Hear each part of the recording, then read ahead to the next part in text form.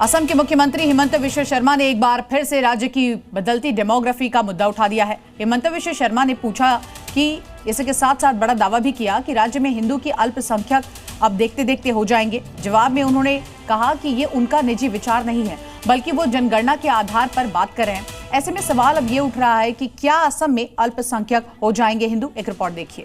असम में अल्पसंख्यक हो जाएंगे हिंदू, हिमंता का आंकड़ों वाला दावा। असम की डेमोग्राफी डरा रही। असम के सीएम हिमंत विश्व शर्मा ने एक बार फिर राज्य में बदलती हुई डेमोग्राफी का मुद्दा उठाया।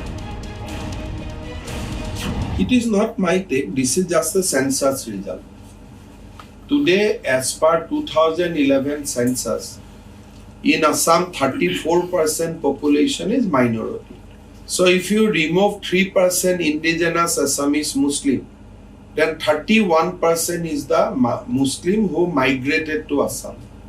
And if you projected that on the basis of 2021, 31 and 41, you come to a almost 50-50 position. So there is no my take. I am just stating you what is the statistical census report. मतलब ये कि असम में 2041 तक हिंदू मुसलमान बराबर हो गए, तो इसके बाद हिंदू कम होंगे और मुसलमान ज्यादा। ठीक एक हफ्ते पहले असम के मुस्लिम बहुल ग्वालपाड़ा में जमीन पर अवैध कब्जे का अभियान चला। राज्य सरकार के मुताबिक इसकी वजह जनसांख्यिकी आक्रमण को रोकना था। असम की बीजेपी सरकार के दौरान असम ने एनआरसी वाला दौर देखा। संदेश स्पष्ट है कि एक भी अवैध नागरिक कबूल नहीं। लेकिन हिमंत विश्व शर्मा के दावों पर मौलाना ही नहीं, विपक्षी दलों को भी भरोसा नहीं, और इस बयान पर हेमंत सरकार को घेरा जा रहा।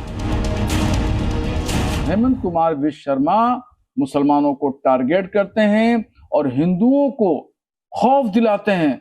मुसलमानों की बातों करके इतने बच्चे उतने बच्चे ये वो करके तमाम अल्पसंख्यक हो जाएंगे, बहुसंख्यक हो जाएंगे, ये तमाम बातें करके हिंदुओं को डराने का काम कर रहे हैं, खौफ दिलाने का काम कर रहे हैं। अगर आजाद भारत में किसी चीफ मिनिस्टर के बयानों की सीरीज निकाली जाए तो मैं समझता हूं कि असम के मुख्यमंत्री उसमें पहले पायदान पर होंगे। मैं समझता हूं कि इन आंकड़ों का ग्राउंड और इन आंकड़ों के सोर्सेज ऐसे होते हैं जिन पर आप विश्वास नहीं कर सकते। असम के सीएम के बयान पर सियासी घमासान है। असम में अगले साल मार्च अप्रैल में विधानसभा चुनाव है। ऐसे में मुद्दा प्रदेश की इलेक्टोरल पॉलिसी को बदल सकता है। पिछली बार हुए चुनाव में बीजेपी को 126 में से 60 सीटें जीती थी, जबकि एनडीए के खाते में कुल 85 सीटें आई थी। ब्यूरो रिपोर्ट, जी मीडिया। जी न्यूज़।